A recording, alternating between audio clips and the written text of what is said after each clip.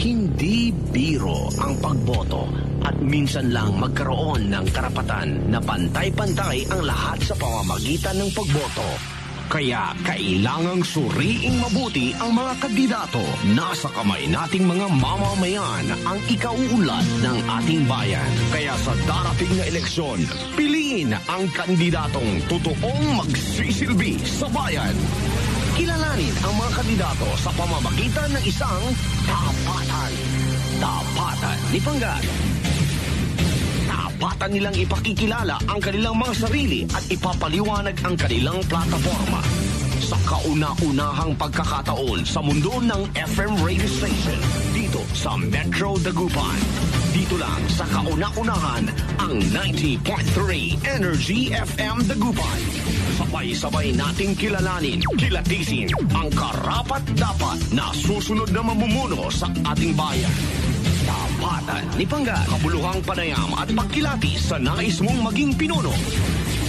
Tapatan ni Panggat, magmumula ang matalino at responsableng pagpapasya.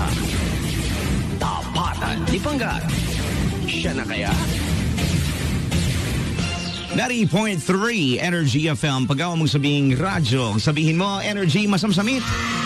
Time right now, we've got 41 minutes past the hour of 10 o'clock na po ng umaga. I'd like to ask our dear listeners, do please like and share ang ating pong tapatan ni Pangga, lalong-lalo na po sa mga kababayan natin na nakatutok po ngayon. Aray Kabaluyan and J. Uriles, Ditanad, Kalasyaw, Pangasinan. Magandang umaga po sa inyong lahat, mga tagapakinig ng Energy FM. Ngayong umaga, atin pong kakausapin, atin pong kakapanayamin, hihimay-himayin, kikilalanin ang mga kandidato na kasalukuyang nakaupo at nagbabakasakaling maluklok sa pwesto. Magandang umaga po, welcome po sa isa na namang edisyon ng ating Tapatan ni Pangga 2022. This program aims to assist, to educate our fellow Kapangga, our listeners in choosing wisely comes election 2022 with our current and aspiring local candidates from presidentiables, vice presidentiables. Andiyan po ang mga governors, senators, councilors, mayors. Dito rin po siyempre sa ating pong lokal na pamahalaan. And even party list po. Ngayon po mga kaibigan, nakikita nyo naman po, live na live po. Napaka-pogi po ng ating makakausap ngayon, Pangga, ha? Fresh na fresh. Isang malaking karangalan na makakasama natin ngayon ang Vice Mayor po ng Kalasyaw, Pangasinan. Walang iba, siyempre po si Honorable Vice Mayor Mahadeva Das Bautista Masina. Magandang umaga sa iyo, Vice Mayor. Welcome to Energy FM. Welcome sa Tapatan ni Pangga 2022. Maraming salamat po, Sir J. Uriles. Magandang umaga din po sa inyo at sa lahat po ng ating mga kababayan sa bayan ng Kalasyaw. At sa lahat po ng mga tagapakinig ng 90.3, lalong-lalo na po dito sa programa ni Sir J. Uriles, ang Tapatan. Salamat po. Ay, ako'y labis pong nagagalak. At tayo po'y napaunlakan ninyo. Alam naman natin, ilang weeks lang tayo nag-uusap, sir. Sabi sa akin, Sir Jay, walang problema. Sige, pupunta po ako dyan. Kaya eto po, nandito siya ngayon para magbigay ho sa atin pong pagpapaunlak po ng ating programang Tapatan ni Pangga. Okay, bago ho natin simulan ang lahat, Vice Mayor Messina, magbibigay ho ako ng oras, no? Pagka narinig niyo po yung buzzer sa dulo po dyan, meron ho tayong buzzer na mapapakinggan. Paparinig ko lang po yung buzzer na to. Ito po. Ayan okay po. Pag narinig niyo po yun, time's up na po. Okay, Sir Jay. Pero madali lang naman yung oras natin bibigay. First na tapat na katanungan, you will be given a 1 minute po sa oras na to, Vice Mayor. Narito na po ang ating first tapat na katanungan para sa Tapatan ni Pangga 2022. Isang tapat na tanong, sino po si Mahadeva Das Bautista Masina? Your timer start now. Isa po tayong incumbent na Vice Mayor ngayon ng bayan ng Kalasyaw at tayo po ay taga-barangay Longos sa bayan ng Kalasyaw at 3-termer po tayo na punong barangay sa barangay Longos at meron po tayong 2 term doon na unopposed at pangalawang term po natin itong laban po natin ngayon, pangalawang term as Vice Mayor sa bayan ng Kalasyaw. Yung unang term po councilor po noon at successor po tayo ng dating Vice Mayor Galang. Yun mo yung unang term. At yung pangalawang term, nanalo po tayong Vice Mayor at ito pong pangalawa. Pangalawa po ngayon as a Vice Mayor.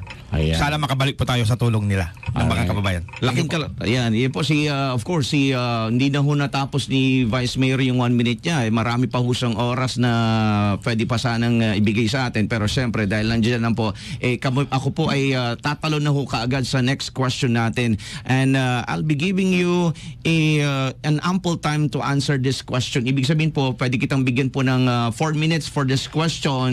Isang tapat na tanong, Vice Mayor Messina, bakit po muling Vice Mayor ang inyong tatakbuhan at hindi po Mayor? Isang tapat na kasagutan. Eto na.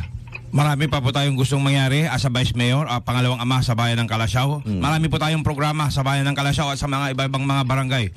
Mayroon pong 24 barangay ang bayan ng Calasiao. So nandyan po, alam na po yan ng mga barangay officials ng bayan ng Calasiao. Nag-a-assist po tayo kasi ng mga nagmi-mediate po tayo sa mga iba-ibang problema. Humihingi din po ng assistance ang ating mga barangay officials, lalong-lalo na ang mga kapitan. Nandyan po ang kanilang tiwala sa atin. Alam niyo naman po sa barangay, nandyan po yung mga iba-ibang problema. May amicable settlement tayong ginagawa, tayo ang nagmi-mediate. Sa OFW, alam naman po natin, ang bansa natin, marami po ang nag-abroad. Ngayon, hindi naman po tago sa ating kaalaman na ang ating mga OFW, mayroon yung mga minamaltrato, hindi nakakapagsweldo, humihingi ngayon po ng tulong ating mga kababayan sa ating opisina. At humihingi din po tayo ng tulong sa probinsya, sa ating mahal na Governor Amado Pogi Espino III. At marami pa po, mayroon tayong feeding, lalong-lalo na ngayon, mayroong pandemic, pinupuntahan po natin ang ating mga kababayan na mga positive at yung mga na lockdown. Marami po. At sa peace and order, sa scholarship, sa peace and order po, marami po tayo marami po tayong pinatutupad sa mga barangay din po. Marami pa po tayong dapat na maayos. At ganun din po, kung sino man po ang manalong mayor, halimbawa may balik po tayo, inaalalayan din po natin sila. Alright. Para sa kaganda ng bayan. Kaya bubuti po ng ating bayan. 2022. Thank you po. Alright, let's move on with another Ni Pangga 2000. katapatan ni Pangga. Questions mga kapangga. Eto pa ho, marami pa tayong nakahandang mga tanungan. Vice Mayor, isang tapat na tanong. Ano po yung mga plataforma po ang nais nyong ilatag sa mga kababayan natin dyan ho sa inyong pinamumunuan na Calasiao, Pangasinan? Ang iyong tapat na kasagutan ngayon na. Ulitin ko lang po yung mga nasimulan namin kasi parang pangatlong term na rin. Una kasi yung councilor tayo pero naging vice mayor tayo noon, tapos vice mayor tayo ngayon. Yung mga nasimulan po natin kasi maraming humihingi ng tulong dati na kababayan. Doon po nagpapasalamat ako, tayo yung naaalala nila. Katulad po noon yung feeding, yung tungkol po sa amicable settlement, tayo nagmi-mediate, ulitin ko lang po. At sa sports, napaka-importante ng sports ngayon. Pero alam po natin, pandemic, kaya wala pang sports. Pero inaalalayan natin ang SK dyan sa sports. At sa mga financial assistance, tumutulong din po tayo. At kung ano man po yung mga project din ng mga barangay officials o barangay, tumutulong din po tayo doon. Kahit paano may naitutulong din po tayo. Kaya asahan po nila yan pag makabalik po tayo as pangalawang ama, as a Vice Mayor. Tuloy-tuloy pa po yan at mas paitingin natin yan, yung nasimulan natin. Lalong-lalo na sa peace and order, kitang-kita naman natin ang Barangay Longos, doon natin nasimulan ang peace and order sa Barangay Longos. Ngayon, nakikita naman nila ang bayan ng Calasiao na mas tumatahimik. Partner po natin dyan, ang PNP Calasiao. Kung ano man po yung programa ng ating mga bagong hepe, sumusuporta po tayo dyan. Partner po natin yan as a Vice Mayor. Tayo po tayo po yung gumagawa o nagpapanday ng mga ordinance, municipal ordinance. Kaya sa peace and order pa lang na isang aspeto, sumusuporta po tayo diyan. Sa peace and order, kita nila, napaka-importante ng peace and order. Kasi pag may peace and order, nagtitiwala ang mga investor sa bayan natin. Kitang-kita naman natin, marami na nag-i-invest. Isa ng progresibo ang bayan ng Calasiao. May pagmamalaki natin yan. At mas pag-itingin din po natin, kung kilala ng puto, nandyan po din po ang mas paitingin po natin. Susuporta po tayo sa mga Puto Festival at sana matapos na po. ang pandemic. Maraming salamat po sa iyong tapat na kasagutan. Tapatan ni Bangga. Alam niyo po, nasasagot po ni Vice Mayor po yung ating mga questions na hindi po niya tinatapos na po yung oras. Ganyan po, kahusay po itong kausap nating kapangga natin ngayon, mga kapangga natin sa tapatan ni Pangga. Tapatan ni Bangga. Is another tapat na katanungan, Vice Mayor Messina. 2022. Bibigyan ko ulit kayo ng ample time for this. Isang tapat na tanong, ano sa tingin mo yung mga bagay pa na kailangan ayusin po sa bayan ng Calasiao? I'll be giving you 4 minutes for your tapat na kasagutan, your tapat na sagot. Ngayon na. Nakikita ko rin po, nakikisama rin po ang ating mga kababayan sa bakuna. Isa na rin po yun. At sana, ito, gusto ko rin po, kung sino man din po yung mananalo na mga kaunsilor, magkaroon po ng pagkakaisa uli sa diyan po sa Sangguniang Bayan. Napaka-importante po yan na magkaisa sila. Basta alam natin na nagkakaisa para sa ikabubuti ng bayan. Dapat magkaisa. Huwag natin titingnan yung politika. Katulad po ngayon, independent po tayo. Sa tingin ko mas mabuti pa maging independent kaya nag-iisa tayo basta kasama natin ang mga taong bayan. Ganun din po, iniluklok ang mga konsihal, mga councilors. Kaya yun din po ang paitin natin. Kasi pag wala pong pagkakaisa, mahirap na ipatubad yung ordinance, lalong-lalo na sa budget ng munisipyo. At marami pa po, yung mga abiglaman, alam naman po natin, binabaha ang bayan ng Calasiao. Sumusuporta po tayo dyan, kaibigan din po natin dyan ang RHU sa pamumuno ng ating Municipal Health Officer na si Ma'am Dr. Gemma Edosa, siyempre si Dr. De Vera. Sa Peace and Order, ulitin ko po ulit, saka sa barangay, marami pa tayong bagay na dapat ipagpatuloy. Bago ko po sunod yung aking next na katanungan, may mga nag-comment to, mabuhay kayo Vice Mayor Mahde Badas Bautista Messina, masipag, walang tigil sa serbisyo para sa bayan ng Calasiao, bagyo, baha, COVID, walang tigil sa pagtulong personal na siya mismo ang nagpupunta sa mga kababayan sa Calasiao. Mabuhay po kayo kabalayan, si Katulamot, susuportan tayo, matulong lawas, bukas, pintuan sa lahat ng mga nangangailan. Komento lang po yan, isa lang po yan sa mga nag-comment. Sir, isang tapat na katanungan pa rin po, ibibigay ko para sa inyo. This time, tanong ng bayan, tanong ng mga taga-Calasiao. Bakit po kayo tumakbong Vice Mayor at hindi nyo kasama si Mayor Bauzon? Mayroon pong mga bagay o mga dahilan na bakit nangyari po yun. Pero para sa akin din po, basta ginagawa po natin ang tama, ginagawa natin ang trabaho natin. Kaya naman po tayo, yung pong posisyon natin, importante po kasama natin ang taong bayan. Nagtitiwala sila sa atin.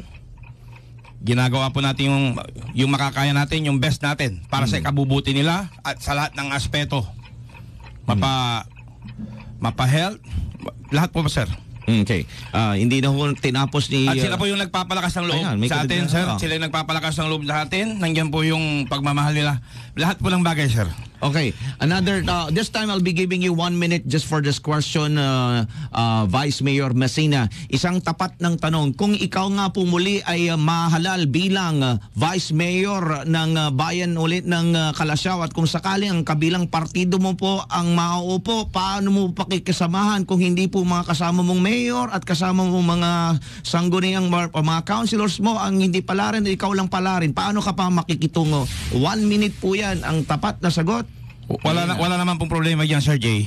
Basta sa atin po, kung ano po yung tama at gustong mangyari ng ating, kung sino man po yung mga uupo na school, lalong-lalo na sa ating mayor. Kung sino man po sa kanila ang manalo, susuportan po natin sila. Basta tama at ikabubuti ng taong bayan ng Calasiao. Maraming salamat po. Salamat. Okay, maasahan po nila yan. Na tayo gigit na, walang maagrabyado, patas lang po. At yan po ang naging sikreto natin. Bakit mas maging maayos ang Barangay Longos, ang bayan ng Calasiao, maging neutral lang po tayo. Gumitna lang tayo at nandiyan ang Panginoon. Alam nila yan. Alam ng Panginoon yan. Mas bibigyan niya tayo ng may enlighten tayo dyan. Ipapakita niya sa atin ang tamang sagot at tamang daan. Yun lang po. Kaya walang problema kung sino ang manalo. Basta pakiusap lang natin, magkaisa sila. Thank you po. Okay. Mabilis talaga si Vice. Anyways, next tapat na katanungan mula naman sa ating text line. Sir, check ko lang yung text line natin na nasa likuran mo. Check ko lang po yung text line. Sa mga kapangga natin na gusto po magtanong, 0912-782-5884 o ulitin ko po, 0912-782-5884 at 0955-976-34. Okay, sa lahat po ng mga kapangga natin na gusto po magtanong. Ang tanong ho na isa sa mga kababayan natin, Sir Vice Mayor Mahadeva Das Messina, paano nyo po kami tutulungan po mga tricycle driver dito sa Calasiao para lalo pa hong mas maganda po ang kita namin? Unang-una, papansinin natin dyan yung tamang pamasahe din at syempre yung terminal nila. At open naman po sila sa opisina, pasyal lang po sila doon. At mahal na mahal po natin yan, yung mga Tricycle Operators and Drivers Association ng Bayan ng Calasiao, lalong-lalo na malapit po sila sa ating puso. Ganon din po sa mga officer ng Calasiao Toda na pinamumunuan ni dating kagawad Cipriano Bautista. Maasahan nyo po yan kung ano man po yung daing. Kasi nasabi ko na sa inyo yan, lalo na nasa highway kayo lagi. Hindi nyo rin maiwasan kung minsan maaksidente, wag naman sana. Bakwas po tayo, tawag lang kayo sa akin.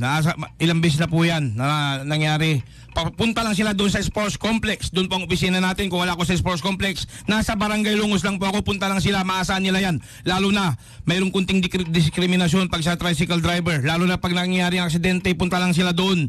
Tayo, kakampi nila tayo. At syempre, alam naman po natin nandiyan ang PNP Calasiao na patas din po.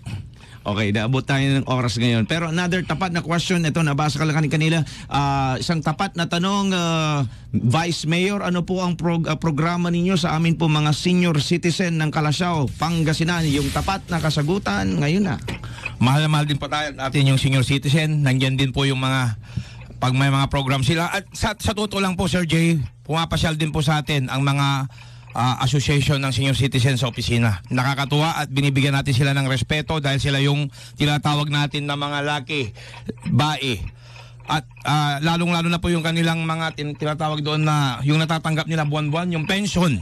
Pag mayroon po silang, at yung pong tamang laban din po, halimbawa mayroon silang complaint dahil hindi sila nabigyan ng mga ibang benefits, inaalalayan po natin sila. Communication po natin yun kung kailan sila mabibigyan ng yung anong tawag dito, yung benefits nila. Inalalayan po natin sila sa iba-ibang mga ahensya ng gobyerno. Okay. Maasahan po nila yan. At lahat po ng mga chapter ng barangay ng mga senior citizen, inalalayan po natin sila kung ano po yung mga projects nila, inalalayan po natin sila. Maasahan po nila yan. Sila po yung mga tinatawag nating mga elders. Kaya dapat talaga na respetuhin natin sila at bigyan sila ng importansya. Yun lang po. Maraming salamat po. Another message, Vice Mayor, na walang katulad, iisa lang ang kanyang ang tumulong sa kapwa. Yan lang daw po ang biso ninyo, tumulong sa kapwa. Tapatan ni Trabaho po natin yun, Sir Jay. Okay, another tapat na katanungan. You'll be given 1 minute just for this question. Vice Mayor Das Messina, ano po ang gagawin niyo po para sa flood mitigation po sa bayan po ng Calasiao? Tapat na kasagutan, ngayon na. Lumalapit din po tayo sa mataas na bagay po. Lumalapit din po tayo sa ating mga matataas na mga government officials sa matataas na position. Katulad sa mga dike, humingi po tayo ng tulong dyan. Mga elevation ng mga kalsada, humingi po tayo ng tulong dyan. Kung sino man po, halimbawa lang po sa Barangay Lungos at iba pang barangay, meron na po tayong inilapit na mga elevation ng kalsada na bibigyan din po nila ng suporta. Lalo na katulad po ni Congresswoman Arenas, pasensya na po, nabanggit ko. Bigyan sila sumusuporta. Ang ating mahal na Governor Abado Pogi Espino III, tumutulong din po sila dyan. Yun po. At alimbawa, ganun po sa mga panambak, ganun, nagbibigay din po tayo ng tulong sa mga panambak. Ayan. Lahat po ng aspeto, basta kaya natin yan, nandiyan ang Panginoon, kaya natin yan. Salamat po sa tiwala. Ayan. Okay, let's move on with another, this time mga kaibigan, yung mga kapangga natin na gusto pa ho magpahabol ng katanungan. Unfortunately, kinapos na ho kami sa oras. Kaya bibigyan ko na po ng pagkakataon si Vice Mayor Mahadeva Das Messina para magpahatid po ng kanyang boses sa lahat ng mga kababayan natin dyan sa may Calasiao, Pangasinan. Vice Mayor, ako muna yung magta-thank you sa iyo sa oras na binigay mo. Maraming salamat din po, Sir Jay. Baka may gusto ka pang iparating sa mga kababayan mo.